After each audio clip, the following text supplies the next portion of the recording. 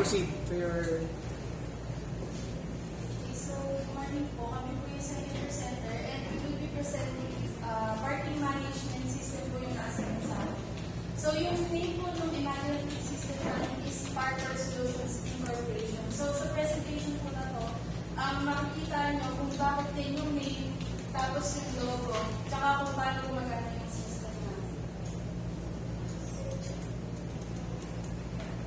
So yung sa logo to, ito lang kasi yung description pero papaisip ko na lang. Bali, di ba po yung sa logo makikita nyo is silhouette ng isang tao na gumagawa siya ng isang parkour movement. And then yung background po, combination siya ng blue and dark and light. Actually, mukha lang po siyang parang purple na kasi nga po sobrang light na ng blue. So kung pagtitingnan nyo po siya as a whole, parang na-capture po yung moment ng pagtalo ng silhouette sa buwan po. So parang yun po yung the perfect shot na tinutuloy po dito. Which is may kinalaman din naman po sa parking system namin kasi kailangan po synchronize lahat. Parang hindi po pwede na may isang hindi nag-work, tapos may isang hindi nag-work. Kasi maaabala naman din po yung users tsaka yung mga customers. And then yung sa name po ng system is Parker Solutions. So yung Parker po, di ba po isa po siya sports or training. O yung mga tumatalon-talon sir sa mga matatarik, gano'n. Yun po yung parang main note pag sinabi pong parkour. Pero kapag po kasi nagpa-parkour ka sir, kailangan mo ng deep coordination with your body and mind. Kasi yung focus nyo rin po kailangan andun. So yun po yung parang inano ko sir na i-convert sa pagiging parking i-convert sa pag-work ng parking management system. Kasi as the same as the parkour, yung parking management system kailangan gumana rin siya and connected talaga sa isa't isa. Kasi halimbawa may maligaw lang po na isang function, magkakos na po ng delay, tsaka mag-add pa po ng additional time. Sige po, sige tuloy na lang. Dun sa sa mismo significance of the study.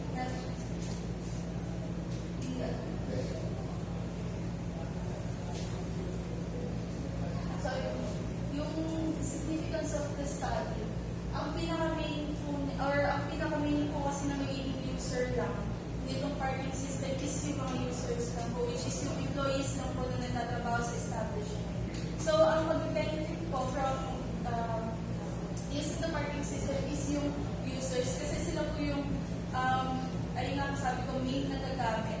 So, kung halimbawa, sobrang dire-diretso lang po sila sa pagkagawa, wala pong hassle, mag-provide po yun ng good feedback sa customer service nila, which will directly affect the business owners. Kasi po, good feedback means repetition of customers from using the establishment. Kasi may isip po nila, ay mabilis mag-park dito, hindi hassle, ganito, ganyan. Tapos more revenue.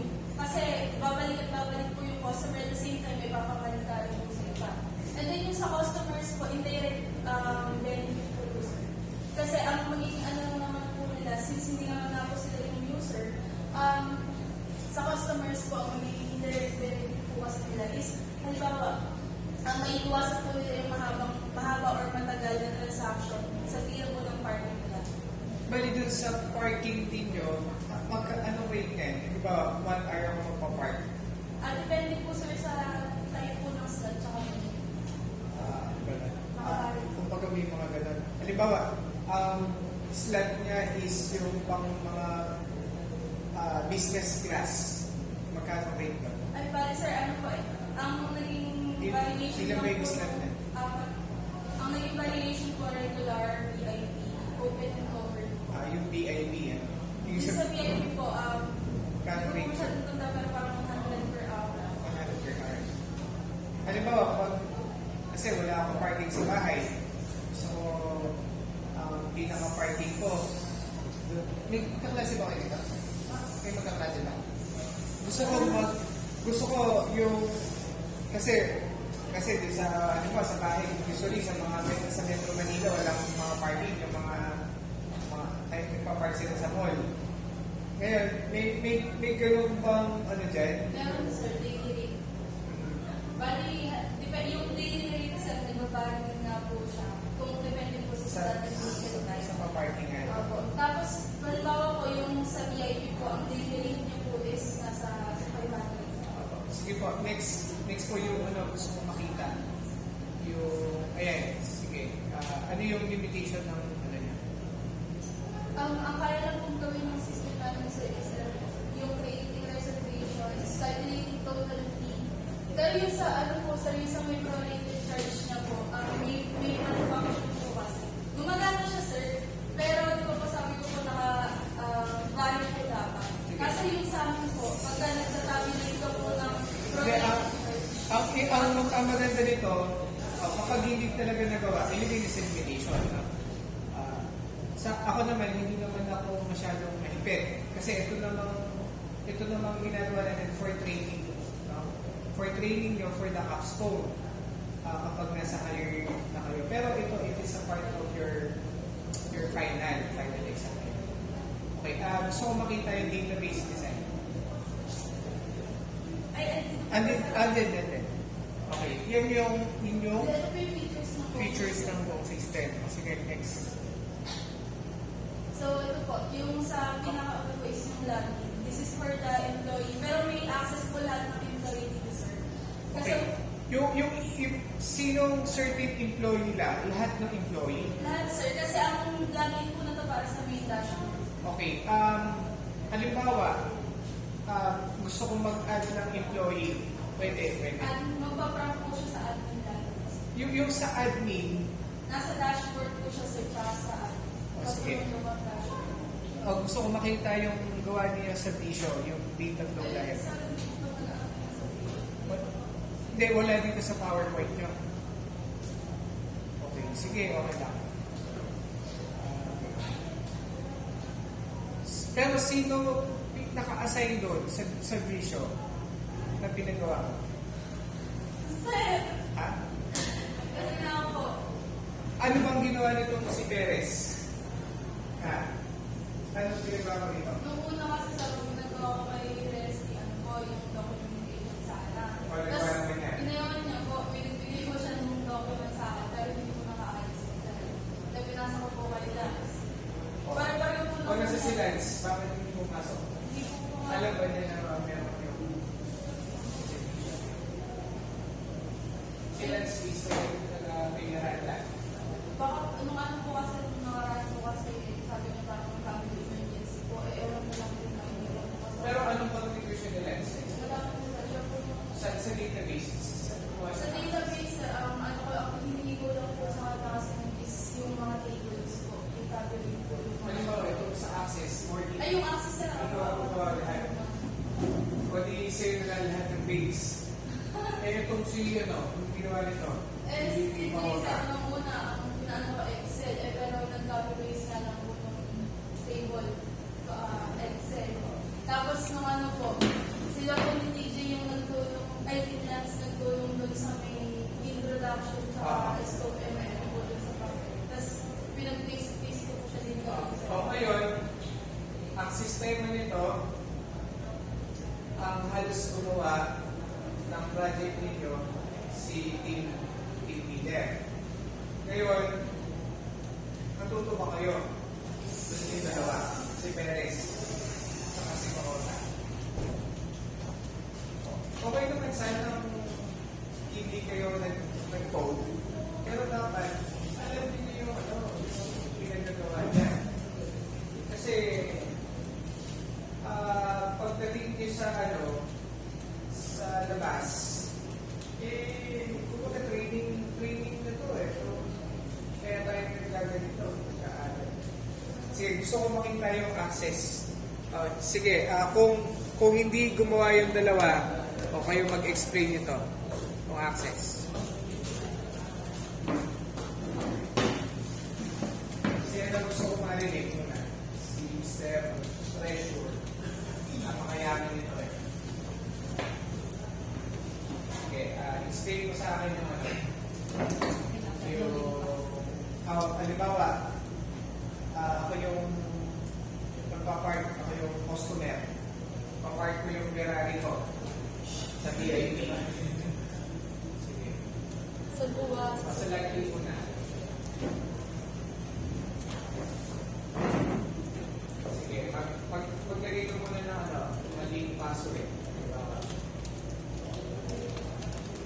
Bali, ang username na is Last name, first name. as the email. O, the email.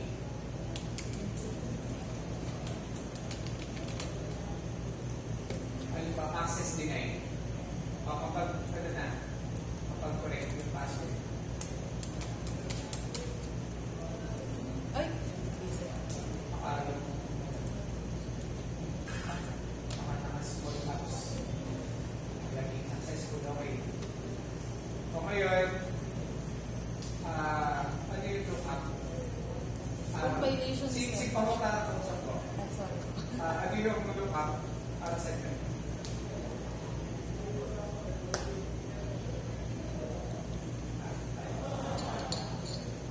Yung parking slots para sa inyo. Hindi kita marinig. Ha? Kasi salita ka. Para sa ma'am yun? Yung Bali, sir, kasi po, di ba po ito po yung dashboard namin, sir? Sa lookup dashboard po is nakakompile po lahat ng buttons or functions na ay magpo-prompt po sa mga lookup po. Bali, kunyari sa customer lookup po, pwede ka pong mag-search ng customer information. eh, customer look up. Halimbawa, 007.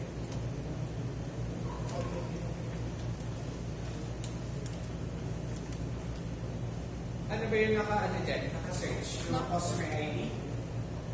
Hindi naman, sir. Kahit ano naman, lahat naman po naka-keywords. Halimbawa, Fajardo. Fajardo. Okay. Alam niyo ba mo niya? Yung ginawa niya is, yung ginawa niya eh. Nakagawa pa kayo ng ganyan sa laboratory exercise niyo. O baka pinapin-base nyo sa mga kalasan niyo. Ito ang presyo. Hindi ko yung mga visa lang. Okay. Punta tayo sa back. May back po ba din? Babalik po to sa lookup dashboard, sir. Okay. Sa dashboard tayo. Yung sa transaction, ano po ito? Yung sa transaction kasi, sir, actually part po siya dapat sa create reservation. Pero nilabas ko rin siya sa dashboard, sir. Kasi Yung reservation, yun po yung makikita po ng information si customer, yung slot po na rerentahan, sir. sige. Ngayon, dyan ba sa create reservation, makikita ba yung ano dyan? Yung mismong pamagpaparkingan? Kasi hindi ko na po nagawa ng... Hindi, sige, okay lang ma'am. Wala yung picture niya na this is the parking lot. Bali, sir, For the kunyari, PNP. wala po. Wala pong illustration, sir, pero kunyari, ito po kasi nakapag-fill up na po kunyari, sir, ganyan. Tapos dito po, magpa-prompt po siya sa may parking slot lookup para mag-check po si employee kung ano po yung mga available na slots. Kapag occupied, ang gawin niyo dito ma'am, kapag occupied kulay green. Kulay red pala. Kapag Hindi ko nga po naayos pa yung format ng mga Then, nasa. okay din. Kung recommendations lang yan. Bali, sir, ayun, after po mag-look up, magpo-proceed po, tapos dito po Halimbawa, nakahanap yung yung Ferrari. Paano ba yun? Mag-place ba din? Kasi, bago lumabas yung sasakyan, di ba magkaano yun? Di ba? Yan ang security guard. Itong vehicle na to, na Ferrari, big number na ito. Bali, ano, sir? Ito po, yung sa vehicle ID niya po sa may transactions lookup po makikita. Ngayon, pag ganito, hindi pa siya umaalis. Oo, wala pa. Ongoing pa. Yan po yung may problema po sa calculation. Pero may lumalabas naman, sir, na fee. Kasi naka-default po na sa... Halimbawa, si transaction number 3. Ngayon, gusto ko na magbayad. Paano masisinya? Dito po yun. Si 3. Tapos after po niyan, i-update po ni customer yung transaction number 3 na yun po yung babayaran. Hindi po siya nag-ano, sir. Hindi ko po magawa. Okay, okay lang. Ngayon, pag gano'n, ilagay niyo lang sa Opo. sa limitation. Okay. Itong printing, nakakapag-print ka. Ayan, yung report. Okay. Kung tinulungan niyo si Miss Ortiz, hindi lang din ang maganda, mapaayos yung budget. Kaya, kung kayo nakadepend doon sa team leader. O kapag hindi ka team leader, hindi na ako gagawa. Hindi gano'n. Kasi ang pagiging members of the group, teamwork kayo eh. Hindi naman magsa-champion yung isang team kapag mag-isa lang. Kapag si Jordan lang, kailangan na nilipin si Rodman, yung iba pang player. Kung si Mahota, nandun lang sa bench, nag-abot ka na lang ng merienda. Kaya, hindi ko naman kayo inaano, no? Gusto ko kayong i-push. Gusto ko kayong kasi kung ganito pa lang, first set pa lang tayo, ganito na yung attitude video, ganito na yung work ethic na tinatawag, paano pa sa susunod na mga semester, diba? Kaya you must decide kung ito ba talaga yung gusto ko, IT. Ako, IT talaga gusto ko. Balikan mo. Talagang sisikapin mo kung matuto. Ay, hirap. Buti nga sa panahon natin ngayon, madali ka lang maghanap ng mga tutorials. Sige. Okay, ano yung i-report ko dalawa? Sige, ano yung gusto niyo i-ano dyan? Sabihin. Regarding sa party. Paano nyo kami kukumbinsihin na mag-part sa ano nyo? Halimbawa si Paul niya, paano nyo kukumbinsihin? Ikaw. Kausapin mo si Paul Ness. Paano nyo kukumbinsihin na mag-part sa system na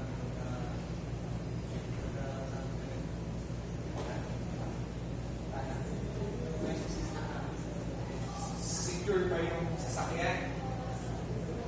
Paano mo masasabing secure? Ano ba to? Well-equipped ba siya ng CCTV? Ng mga security features?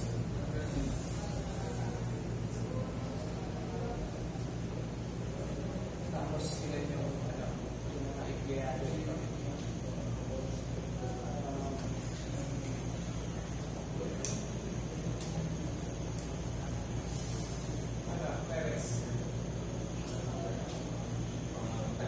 Busy mo si Irene ng part.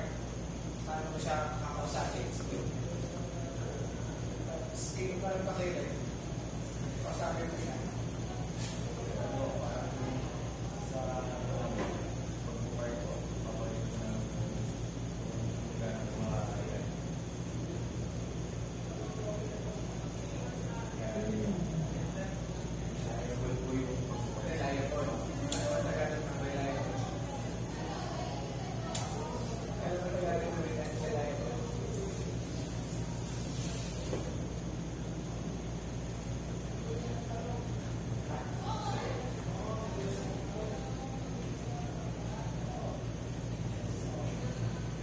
Okay, ako na friend, mahata.